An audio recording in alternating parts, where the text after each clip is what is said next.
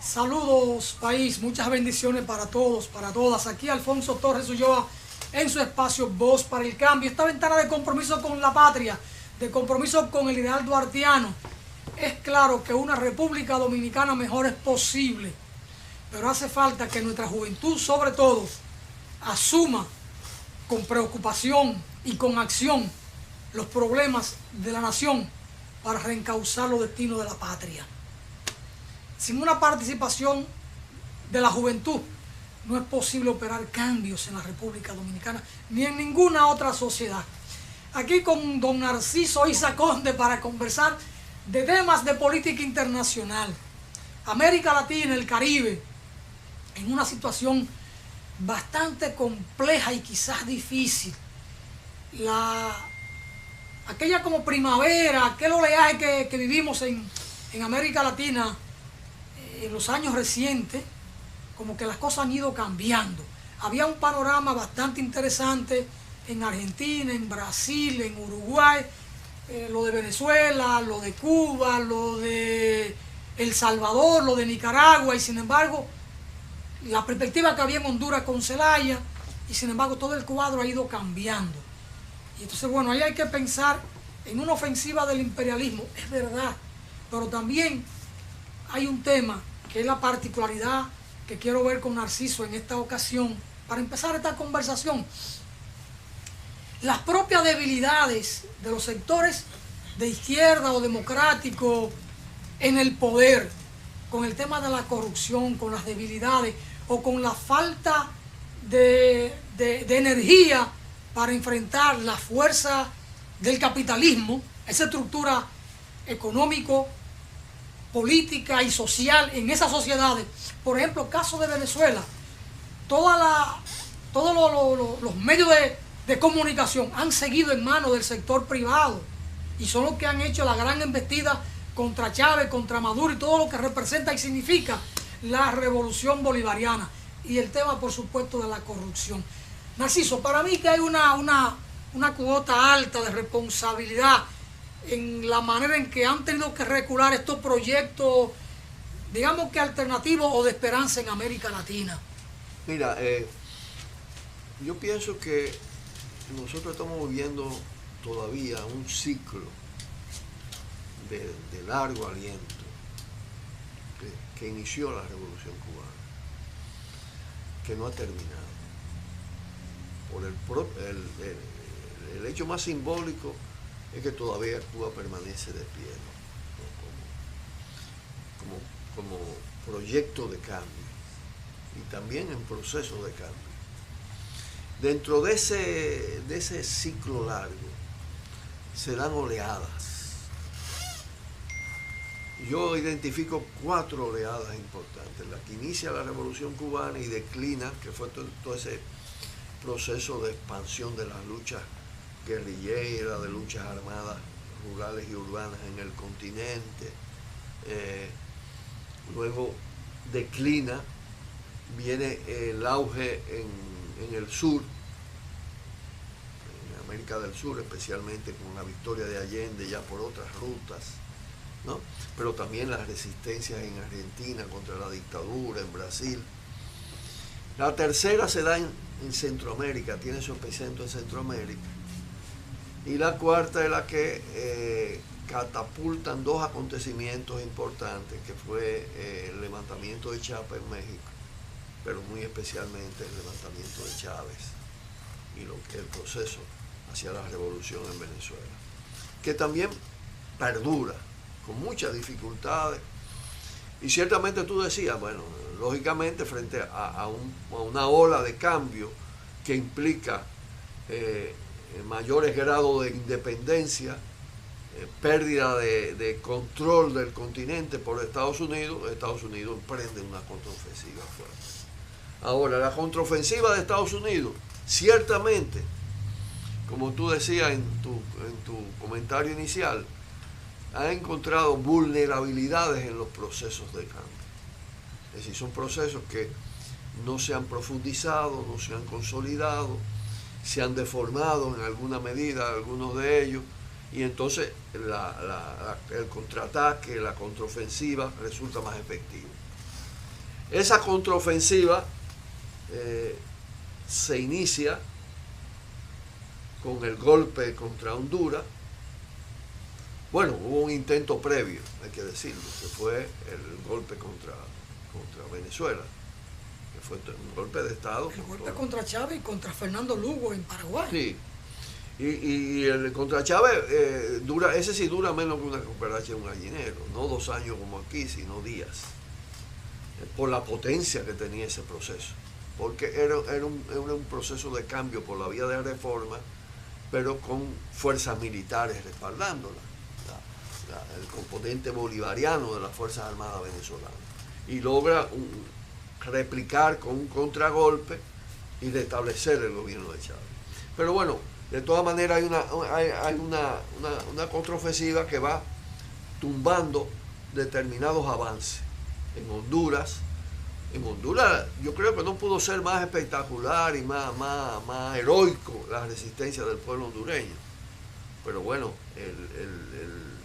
la violencia que se empleó ahí detuvo las posibilidades de que se lograra lo mismo que se logró en Venezuela. Igual también en lo de Paraguay.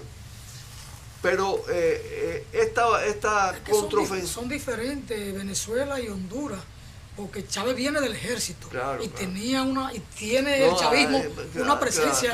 Es decir, eso no tenía Zelaya en Honduras. En Honduras no hay fuerza militar, era un proceso de cambio desarmado, con movilización popular en un nivel. Acuérdate que fueron como 2 veces de movilizaciones multitudinarias, pero no hubo fractura en las Fuerzas Armadas, actuaron contra la población y contuvieron el proceso.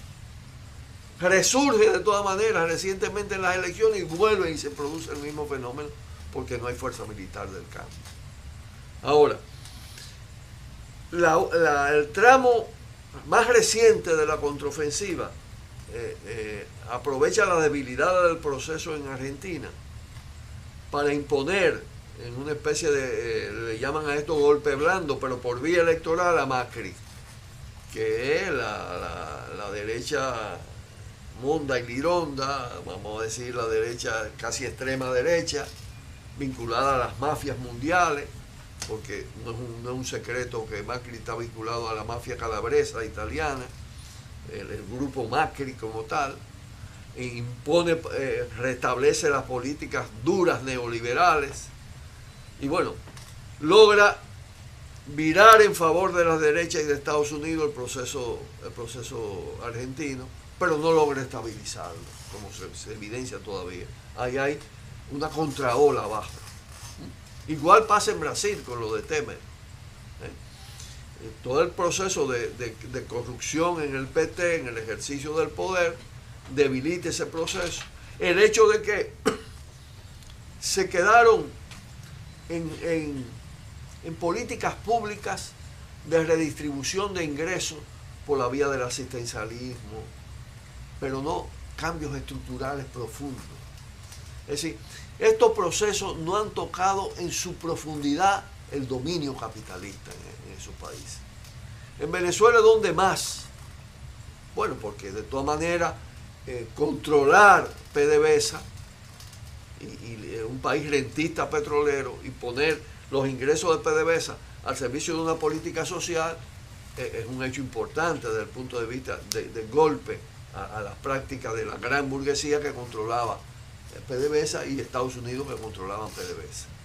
Pero todo el sistema de importación, el sistema financiero, tú hablabas de los medios de comunicación, porque se vive pregonando que en Venezuela no hay democracia, que es una dictadura, pero la derecha tiene más medios de comunicación que el chavismo. Se han hecho 25 elecciones y se han perdido 2, y las 2 que se perdieron, a los minutos de perderse, se reconoció la victoria del otro. Para que veamos cómo están las cosas. Tú dices, financiamiento del Estado, sí, pero el capital privado financia en grande a la derecha. Entonces, es decir, ahí hay una confrontación. Claro, el tema de la corrupción por falta de profundización de los cambios, por permisibilidad de esas prácticas, es decir, ha debilitado también el proceso, le ha restado al proceso, lo ha hecho más vulnerable. Yo creo que en el caso de Venezuela hay una cierta recomposición a partir del planteo de la constituyente. Cuando la derecha usa el Congreso como un mecanismo de golpista para subvertir todo el Estado y desplazar a Maduro, desde el Congreso de la República se lanza la idea de la constituyente. Es decir, no se recurre a anular el Congreso vía fuerza militar, sino vamos a hacer una constituyente que redefina las reglas del juego. Y ahí la derecha queda a la defensiva. Yo creo que pierden por eso las elecciones de gobernación y pierden las últimas elecciones presidenciales. Es decir, está a la ofensiva. Pero de toda manera, la política imperial en el continente viene con fuerza. Y yo creo que tú podías decir con claridad 2 semanas antes, va a ganar Maduro. Pero lo que viene después de la victoria de Maduro es lo que hay que enfrentar. Y eso no se enfrenta dejando intacto todo el sistema capitalista venezolano. Porque, en fin de cuentas, sistema financiero mezclado con todo el comercio importador-exportador, con toda la cadena de distribución, han creado un problema económico que se lo han atribuido a Maduro. Tú puedes también detectar determinados errores en la política económica. Uno grueso de todo el proceso es que finalmente en 20 años no han logrado un proceso de sustitución de importaciones sensible, teniendo Venezuela tantos recursos naturales. Es decir, diversificar la producción. Sigue Venezuela dependiendo del petróleo y de los precios del petróleo. La baja de los precios del petróleo en un periodo determinado afectó gravemente la economía también. Si tú le sumas eso al sabotaje, si tú le sumas eso todo el bloqueo de los Estados Unidos, te da un cuadro económico que debilita el proceso. Entonces yo pienso que de toda manera una ola que no ha sido revertida totalmente, una contraola, una contraofensiva de Estados Unidos que se impone en muchos puntos pero que no logra estabilizarse, da un cuadro de permanentes contradicciones y permanentes luchas, un cuadro de efervescencia en el continente, y donde no todo está perdido. Por el contrario, yo creo que hay procesos de radicalización en las luchas contra estos gobiernos impuestos por los Estados Unidos, impuestos por las derechas, en los diferentes puntos. Es decir, tú lo ves claramente en Argentina, lo ves claramente en Brasil, la contradicción en Venezuela. Es decir, en Venezuela está claro que el chavismo conserva más de la mitad en materia electoral y una fuerza de movilización y de combate importantísima, junto con influencia en las Fuerzas Armadas determinantes. A mí me preocupan 2 elementos. Uno, el de los medios de comunicación, que el imperio no juega a eso. Y la debilidad que se pueda cometer en términos de la corrupción desde el campo progresista, con todas las denominaciones y la diferencia que puede darse, o que hay realmente. Desde esa perspectiva, el campo progresista debe actuar con mucho cuidado en el tema de la corrupción, de la administración de fondos públicos, porque a cualquier debilidad se lo magnifican. Entonces uno se encuentra que Estados Unidos y sus aliados, Inglaterra, Francia, España, los populares, sostienen a Macri, o sostienen a Juan Manuel Santos, o a Uribe en su momento, o a Temer, que son súper corruptos, muchos de ellos delincuentes vinculados al narcotráfico, como es el caso de Uribe. Pero Estados Unidos no le hace caso a eso, los grandes medios no tocan esa parte, pero si del campo progresista hay una mínima debilidad, la magnifican. Entonces con eso, yo pienso que el campo progresista debe tener mucho cuidado de manejarse con más prudencia y no llegar a excesos ni a los extremos, porque lo que pasó en Brasil no es una cosa tan alarmante, pero hubo una que otra debilidades, lo de Nicaragua, por ejemplo. Entonces con eso hay que tener cuidado. Y parece que en Venezuela también hay foco de corrupción. No escandaloso, pero hay. Entonces lo magnifican y en otros casos se lo inventan, crean toda una trama, la repiten y la repiten por las grandes corporaciones mediáticas y terminan creando eso como si fuera una verdad de cara a la opinión pública. Y terminan satanizando un espacio o un proyecto político como están satanizando ahora a Maduro y a Diosdado Cabello. Entonces, con eso hay que tener mucho cuidado. Y a mí eso me preocupa, porque tenemos a Colombia con todo lo que significó Uribe o Juan Manuel Santos, y a eso no, los grandes medios no hacen noticia con eso. Reconocen esa verdad, pero la sepultan, la ocultan. Mira, no la sacan como sacan los otros. La principal conquista de la ola que inicia el proceso bolivariano es la soberanía. Es una conquista clave. Lo que se estaba desplegando en el continente era un nuevo proceso de independencia. Pero en el marco de un capitalismo dependiente, para tú consolidar esa independencia, tú tienes que producir transformaciones profundas, estructurales. Tú tienes que ir superando progresivamente el capitalismo y socializando, impulsando los programas de socialización en los procesos. Yo creo que ahí hay una debilidad también. Bueno, junto con eso, manejar el Estado, en muchos casos el Estado tal y como estaba conformado antes, implica todo el riesgo de la corrupción burocrática. Porque si tú no desarrollas un poder popular que controle eso, los mecanismos de la sociedad, porque lo que puede impedir el remedio de la corrupción es la democratización profunda de la sociedad a partir de la construcción de un poder popular. En Venezuela hay leyes en esa dirección, pero el proceso no se ha desplegado en su aplicación en ese sentido. Entonces viene todo el tema de la corrupción burocrática.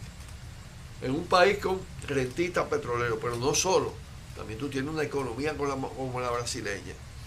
Entonces, en ese campo tú no puedes ser permisivo, por lo que tú decías. Porque, es decir, si uno de los factores que nutrió la oposición a los gobiernos de derecha, corruptos, mafiosos, entreguistas, fue el tema de la corrupción, si el gobierno del cambio se involucra en la corrupción, en la medida que fuere, pierde autoridad, pierde legitimidad. La fortaleza de Cuba ha estado en esa parte de la moral. Eso ahí va, se hace vulnerable. Y sobre todo, porque tú puedes decir, no es que no haya corrupción en Cuba, pero es decir, no se ha aceptado jamás que un alto dirigente de esa revolución se enriquezca vía corrupción. Eso tú no lo has visto en Cuba. Eso da una autoridad. Eso no pasó ni en Venezuela, ni en Brasil, ni en Argentina. Ni en Nicaragua, con toda la revolución. Porque hay que recordar de Nicaragua con lo de la piñata. Porque eso no fue un invento. ¿Y a dónde terminó Humberto Ortega? Claro. Entonces, tú apuntabas a un tema súper importante. El poder mediático. En poner el mediático en manos del enemigo, con una capacidad incluso de crear realidades falsas, pero además con su línea de preferencia, ellos tienen su corrupto preferido. Ese poder mediático protege una serie de prácticas de corrupción, de mafia, y no solo, de injusticia, de atrocidades, de barbaridades. Bueno, convierte las guerras en guerras por la paz, las guerras de ocupación, las atrocidades que se están cometiendo en el mundo de hoy. Cuando tú ves lo de Afganistán, lo de Irak, lo de Libia, las pretensiones con lo de Corea. Es decir, ese poder mediático te enajena, te aliena una parte de la humanidad. Entonces, con ese adversario también tú tienes que tener en cuenta ese tema en la interna. En el caso de estos países que iniciaron esos procesos de cambio, todo el sistema de comunicación quedó en manos de la derecha, salvando los cambios que se produjeron en Venezuela. No es el caso de Cuba, para que veamos. Es decir, es que los cambios hay que profundizarlos en todos los órdenes. Es decir, hay que crear un sistema de comunicación democrático, donde haya debate y todo lo que sea, pero no en poder de una derecha mentirosa, mafiosa. Bueno, Venezuela dejó el sistema de medios de comunicación después del golpe en manos de la derecha cuando tuvo un chance de expropiarlo. Entonces ahí se le complica el problema cuando suceden estos fenómenos de corrupción. Tú decías lo de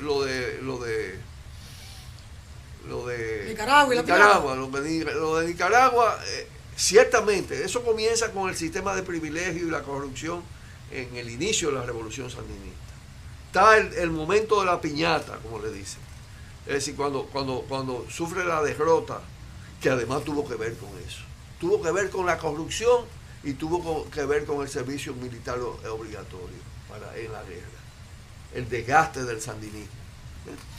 Pero tuvo también que ver con que en los cambios en la construcción institucional, el nuevo modelo de poder popular no se plasmó a plenitud y siguieron con una lógica liberal. Bueno, en Nicaragua se le permitía a una oposición ser financiada por Estados Unidos en campañas electorales y sufrieron una derrota que lo desplazó del poder. ¿Qué pasó después? Los factores de contaminación, de degradación que tuvo el Frente Sandinista en el ejercicio del poder se acrecentaron. Y la vuelta al poder ha significado un proceso de degradación mayor. En fin de cuentas, con procesos no solo de corrupción, sino pacto con la contra, pacto con la iglesia altamente conservadora contra los derechos de las mujeres, nepotismo al extremo de poner a su propia esposa como vicepresidenta de la República. Ese no puede ser el modelo revolucionario, el modelo de izquierda. El partido de los sandinistas no cuestionó aquello, al contrario, la justificó, la aplaudió. Porque vienen los temas de los caudillismos, la conversión de los liderazgos, de los líderes en caudillos, en figuras insustituibles. Todo esto la izquierda tiene que hacer una revisión profunda de todo esto. Porque le queremos justificar todo a los líderes, a los dirigentes, a los presidentes, y no puede ser así. Tiene que haber siempre un ejercicio crítico y autocrítico. Claro. Y la verdad tiene siempre que abrirse camino e imponerse. El tema de la corrupción es preocupante. Es preocupante. Pero tiene que haber una autoridad moral que frene eso. Por eso con Cuba no han podido jugar en esa dirección. Y cada vez que alguien saca la cabeza para llevarse lo que no debe llevarse, la paga. Sea pequeño, sea grande, la paga. Yo te pongo un ejemplo. ¿Por qué no han podido sacar nada de Odebrecht en Cuba? Porque las relaciones de Cuba con Brasil eran relaciones fuertes y Odebrecht entró en Cuba en las relaciones. Pero nadie ha podido sacar en Cuba un soborno. El sistema electoral cubano es diferente y no han permitido la liberalización de los medios de comunicación. Frei Beto dijo algo muy importante. El dilema o el problema o la debilidad fundamental en el caso de Brasil y de otro proceso fue no haber educado al pueblo y organizarlo para que asumieran aquellos procesos. Y entonces ahí hay una debilidad tremenda. Eso es lo que no ocurre en Cuba, porque en Cuba se formó aquel pueblo, vinieron los comités de defensa de la revolución y Fidel le decía, ante cualquier eventualidad, cada quien aquí es su propio comandante, y fueron entrenados, fueron formados. Entonces hay una conciencia diferente. Tenemos que dar una pausa para venir con el tema de Colombia. Vamos a una brevísima pausa y seguimos después de ella, aquí con Narciso Isaconde. Vamos arriba.